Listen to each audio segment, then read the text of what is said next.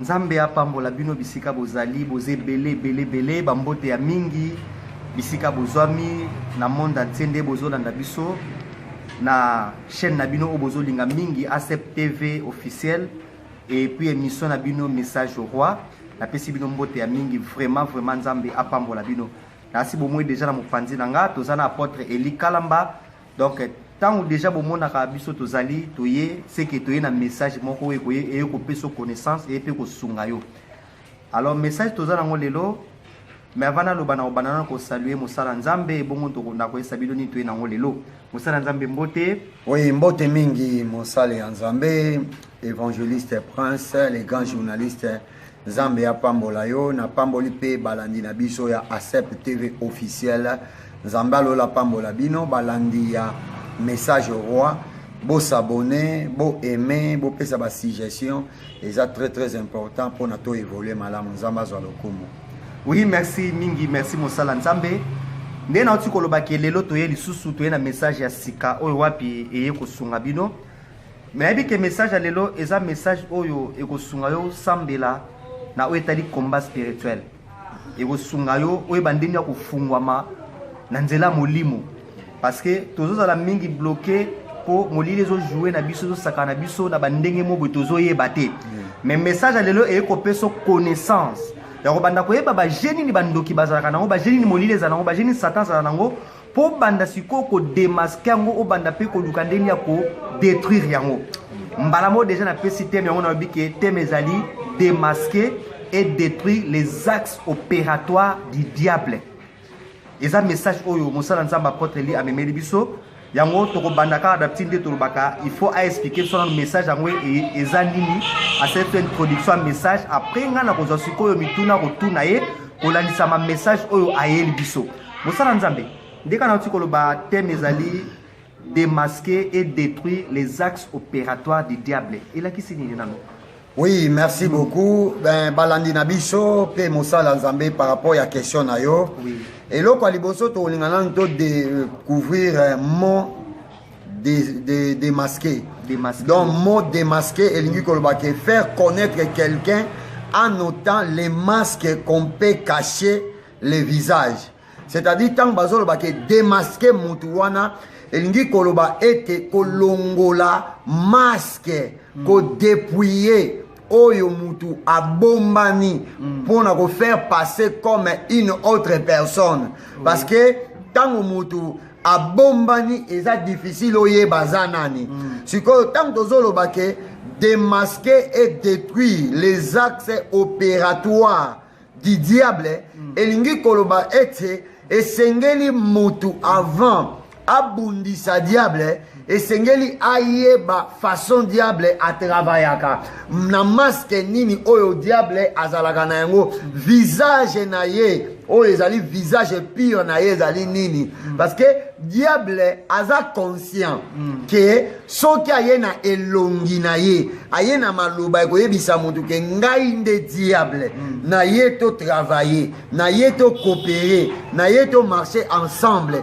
aza conscient ke baolinga ye te aza conscient pe ke bato ebele bakokima ye c'est pour cela diable alingaka mingi alata masque yango tozoloba awa esengeli ko démasquer sikoyo ba axe opératoire na ye ntango ozo démasquer ndoko détruire ye ndoko bundisa ye donc c'est ça yango tango toye na message oyo bato ebele bakozwa révélation ya makambo ebele bakoya komona ke meme bandoki omonaka mingi balobake alataki elongi ya mutu tel baletaka ngo pourquoi parce que bazalaka bafaible omoni mutu soki aza makasi akoki jamais aza te na intérêt ya kose masquer po ya kobundisa oyo to po ya koluka yo donc signe ya faiblesse ya diable ezalaka mingi ase maskaka abombanaka alors faut sikoyo kobimisa ye na poso mpona koyeba kosatake na ye dans ce tolandi malamu nde mosala Nzambe alobi c'est-à-dire eloko azobenga masque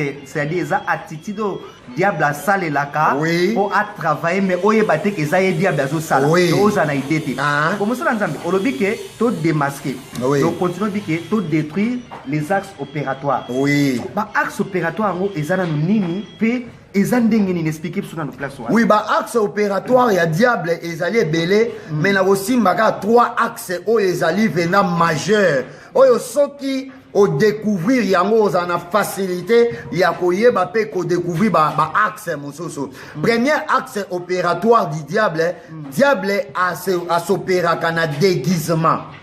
donc diable azo ko s'opérer na déguisement Oui, axe na ye important. Donc, ezali déguisement. Déguisement, ezali une façon ya koya na ruse moko songolo pakala. Même na maloba, diable se déguisaka. Même na elongi, diable se déguisaka. Même na misala, diable se déguisaka. Pourquoi se déguisaka? Force na ye evani na déguisement. Or, la Bible est ce qui est révélé est condamné. Et ce qui n'est pas révélé, comment tu peux le condamner? Donc, ne place ici, diable qui m'a mis une écriture. Et attends, la mis une écriture. Mais si façon ya moto, oyo azana écriture, pe oyo éclairage ya écriture, eza katinaye, azana facilité ya ko dévoiler misala ya diable. Donc, pour na koloba bien, eza 3 axes. Premier axe, ezali déguisement. Deuxième axe, ezali mensonge. Troisième axe, ezali intimidation. Tokoloba pe pour l'intimidation, c'est pour cela monaka. Batu nyonso basale la diable. Soko tali okomona. Touti na mokili. Soki mutu azwi kisi. Diable a intimidaka nini. Soko yebisi mutu osala nini. Obela liboma to okokufa. Oui, oui. Ozo comprendre? C'est comme ça. Alingaka mingi ko travailler na secret. Secret yango wana déguisement, secret yango wana mensonge. Donc a intimidaka okokufa. Okomona mususu mwana azandoki. Omona bayebisi kolobate. Mukolo koloba osani okufa. Mutu azana kisi. Okomona bako utiliser intimidation. Or, mutu oyo ayebi, oyo a découvrir masque ya diable, a dévoiler yango, a osana facilité à détruire déguisement, a osana facilité à détruire mensonge, ainsi que l'intimidation du diable. Netibiso, tozwa ba intimidation ébélée. Un serviteur a guéri, un enfant de Dieu a guéri. Abanga intimidation à diable était. Okomona ngana mona moko bazoye bisaye azo kana matoi ba voix audible bazoye bisaye okufa pona nini mwana na balesa ki kindoki ba osenge mama na ye mais ko azoboya kopesa mama na ye ba komi ko intimider ye okufa siko tangu ngana zwi mwana na komo sala ekir dam na ye ko comprendre que na âge ya mwana oyo comme ne Raïssa ba époque wana bon ba Raïssa basé belé ça non commun comme on a été à lobby comme non mais comme on est Raïssa na ok ba détail té sikoyo azaki presque na ba 8 ans mwana ya 8 ans qu'est-ce qui fait que yaba na ko yoka donc pour dire que il y a une connexion na kati ya mwana wana c'est pour cela a komi koyoka ba voix ya intimidation donc ba axe eza misatu les autres kolobela rien que déguisement tokoya komona ka rien que déguisement siko bon mosala nzambe expliquer so déguisement ngo ezosala makoma ezoya pe koma po ebanda siko ko travailler oui donc esalami ndenge nini Satan a se déguiser à la bandi ko travailler o ezosala ke mutu a découvrir yete oui expliquer so dans une place merci beaucoup mosala nzambe. La force du diable, c'est dans les déguisements. Même les sorciers. Déguisement, c'est une façon de bomba identité. Mais qu'on se fait passer comme une autre personne. Déguisement, c'est une manière. Il y a mutuko opéré na identité moussous. Peut-être na combo moussous. C'est pour cela au moment là, bazo landangai.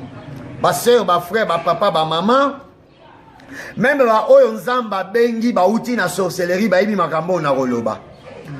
Mutu nyonso soki akomi sorcier. Eloko aliboso ba changeaka ye kombo. Ozola na ngai. Kombo na ye koki kozala par exemple Matondo. Mais au komona bakopesa yo un autre nom que tu dois opérer avec ça. C'est-à-dire déjà changement ya identité. Tokotanga nanu oya komona awa Bible zoloba na Proverbe chapitre 29 Proverbe chapitre 29 na loba nanu awa parce que c'est très important. Proverbe chapitre 29 verset 18. Donc Proverbe chapitre 19 verset 18. Proverbe 29 18. Donc Proverbe 29 18. Okomi so koza na Bible fungolo tangi po mona ki makambazolo bizarre. Bible ezali koloba boye. Quand il n'y a pas de révélation, le peuple est sans frein. Erré s'il observe la loi. Ozolanda. Oui.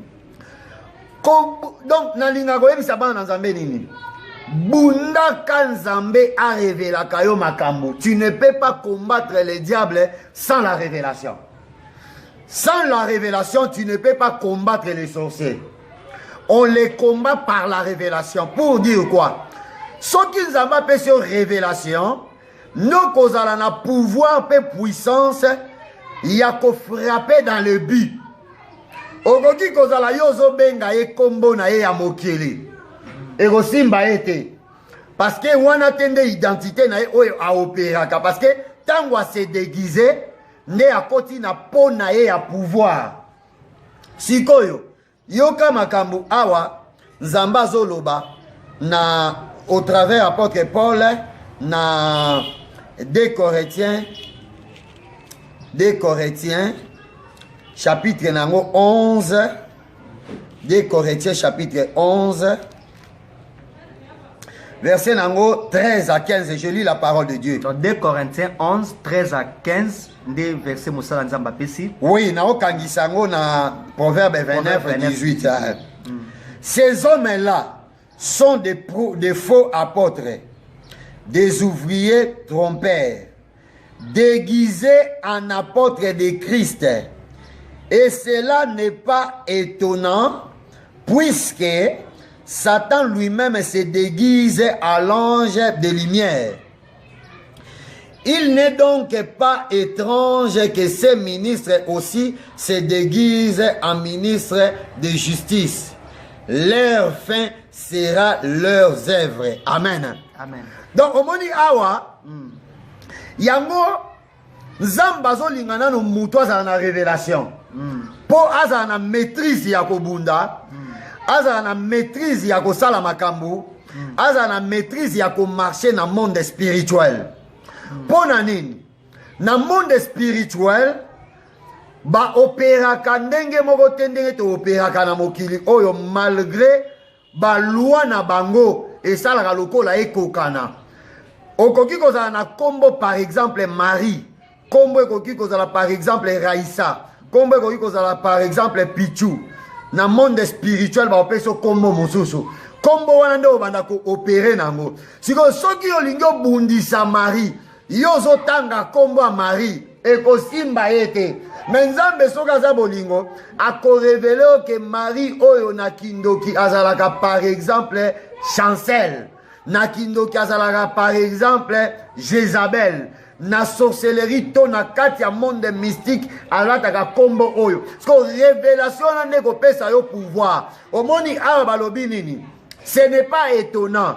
Satan se déguisaka na ange de lumière, c'est la même chose ba ouvrier na yepé, baza na même éthique, baza na même façon, il y a déguisement. Pour dire quoi? Axe opératoire, il y a diable, et ça lit déguisement. Déguisement, bah se faire passer comme un autre homme, à péci identité, moussousou. Yango a balobi ke, bah faux apôtre. Au moins, y attendez tous aboué. Naebi Sarabatu. Un sataniste aye par exemple dans l'église, ton abambongo na fungo l'église. Jamais kotika la koyebisa bino kenga naza sataniste. Pourquoi? Ayebi déjà que wana eza pona ye soka yebisi bino parce que le diable est déjà condamné. Satan est déjà condamné. Même ba œuvre na ye eza déjà condamné. Mais pour à vivre te condamnation wana à se déguisaka na ange ya lumière pour condamnation wana eyeba te na ko fonctionner. C'est pour cela que komona mwana zwi kindoki bakopesa ye papa mususu bako adopte ye bango pe bakendaka kaka ndenge nzambe adoptaka biso bango pe basalaka ndenge wana. Pourquoi?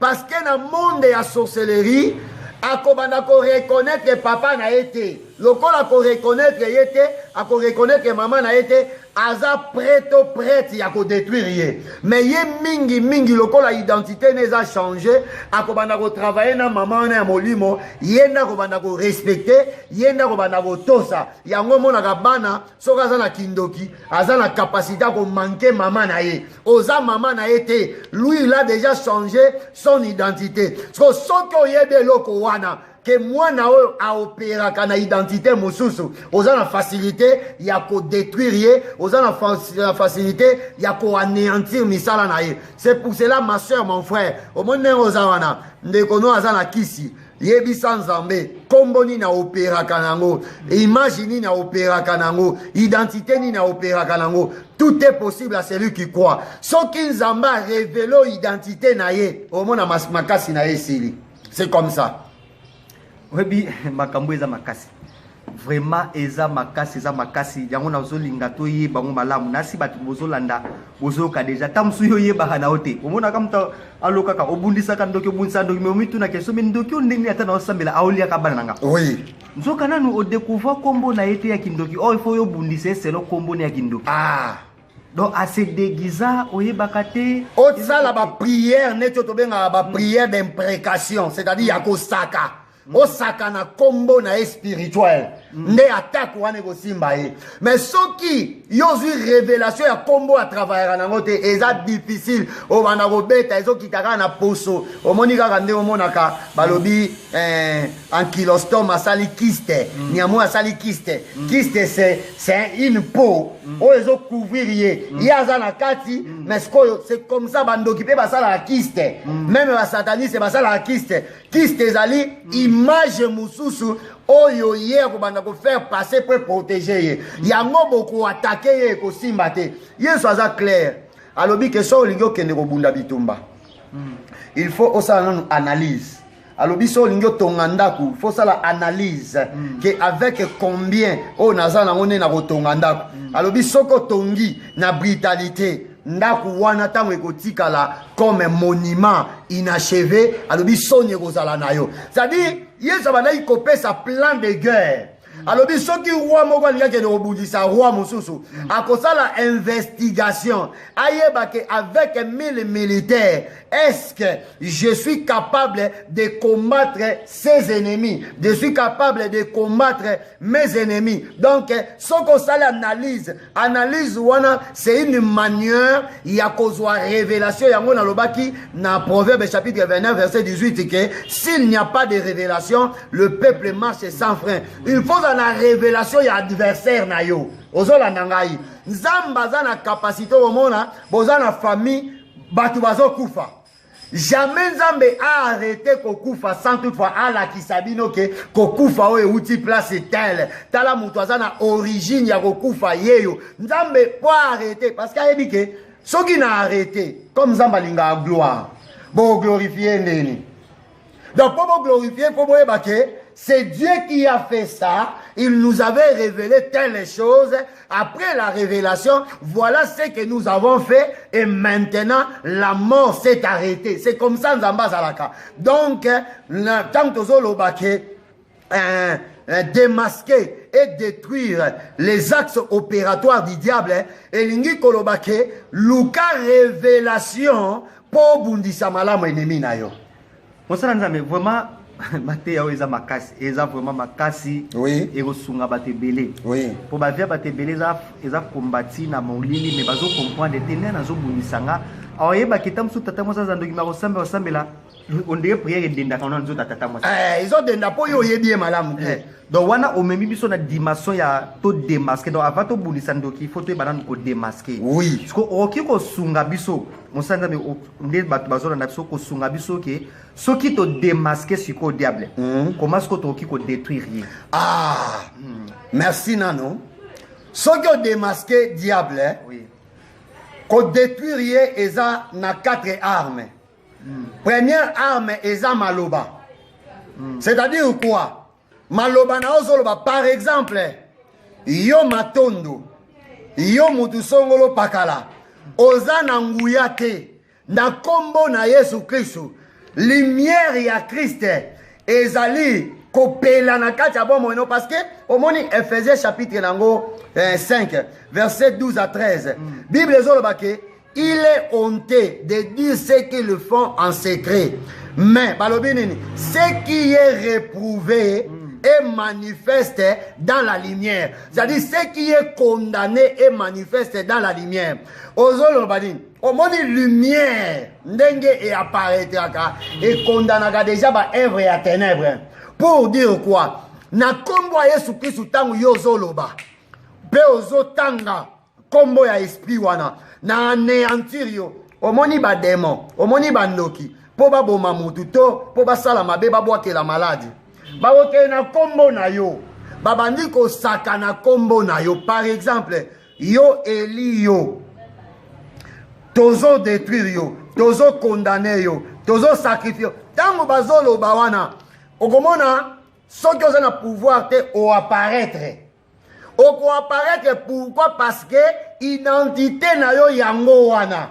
C'est pour cela monaka batu misusu soki azoleka na nzela ayoki babengi kombo na mba moko akosutuka esutukisaka. C'est comme ça dans le monde spirituel.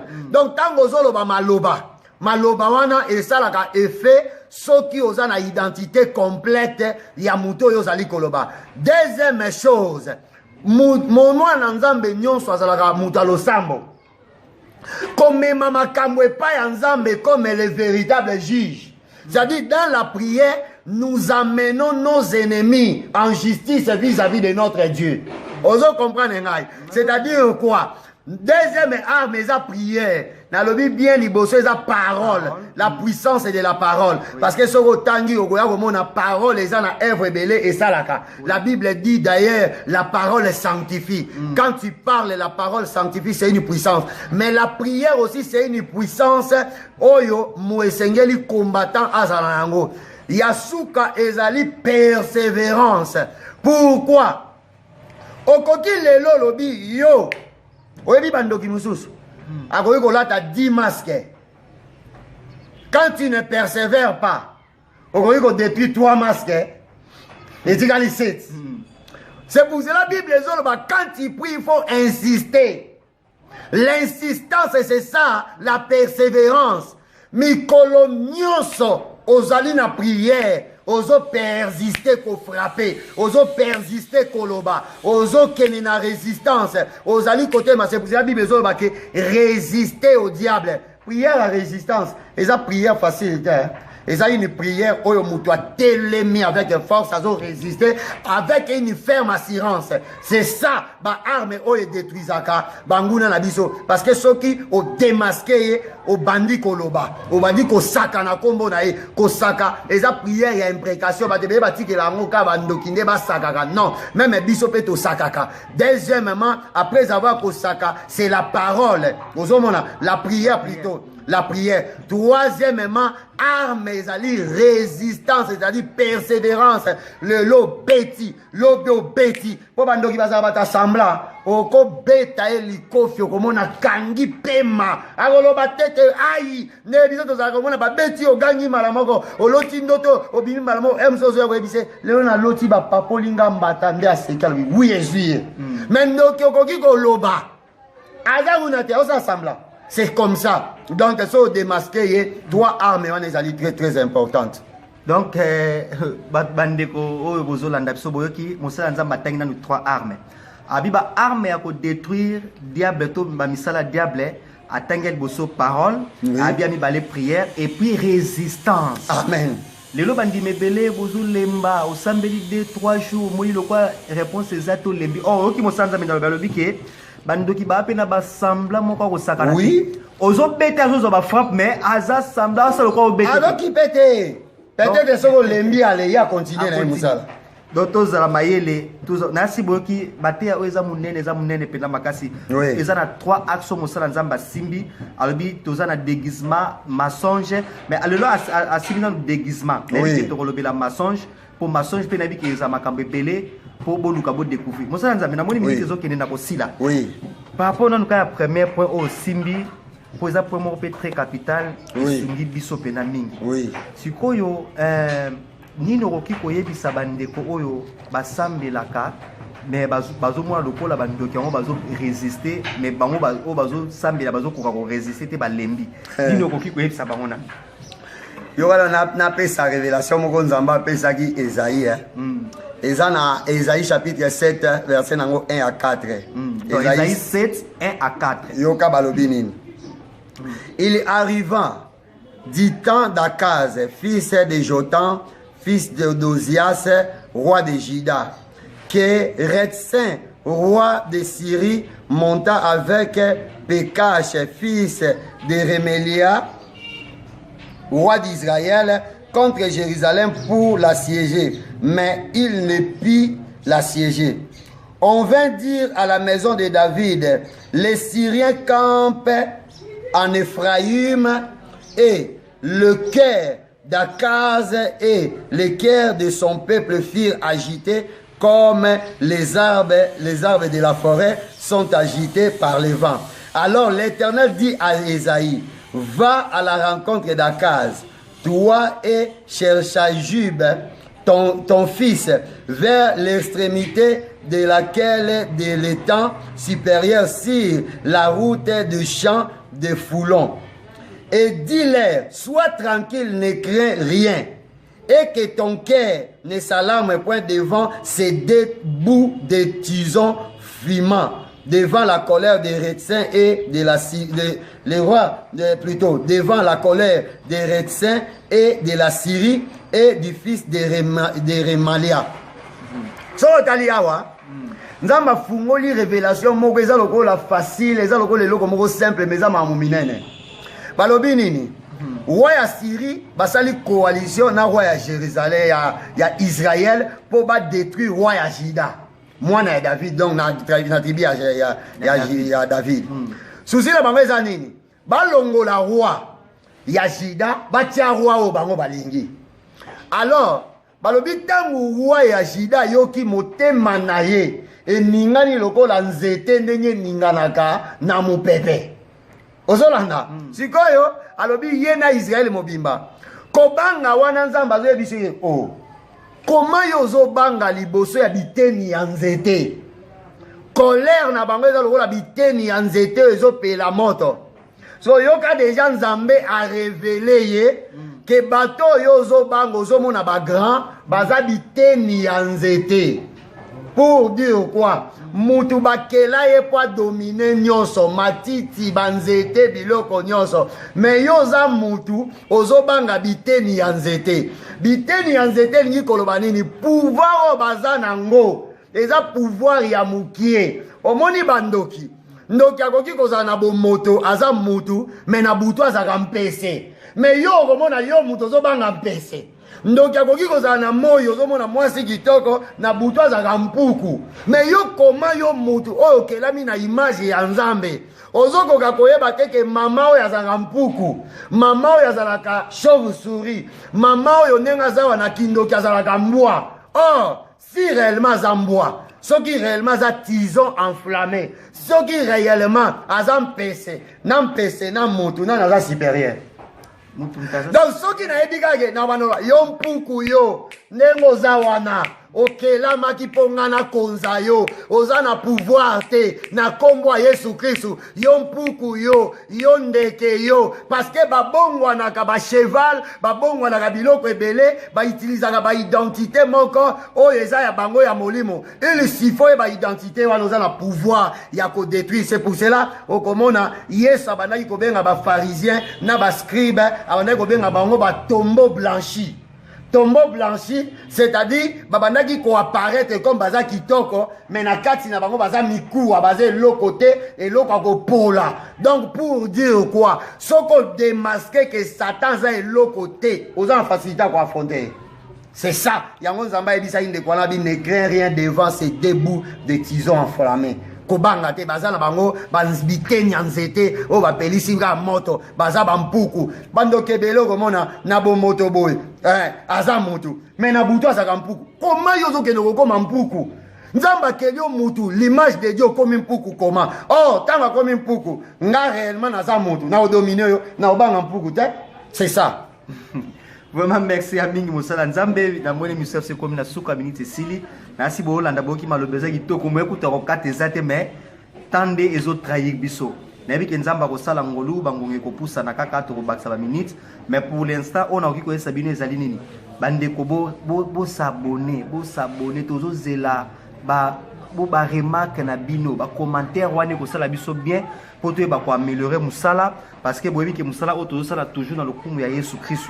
Donc merci de bozala ki wana na chaîne na bino ACEP TV et ndenge bondimaki ko disposer temps ko landa biso et to mona ni susu mbala sima kaka na même chaîne et puis na même émission oyo message au roi Nzambe apambola bino ciao to mona. Oui, ciao Nzambe apambola bino.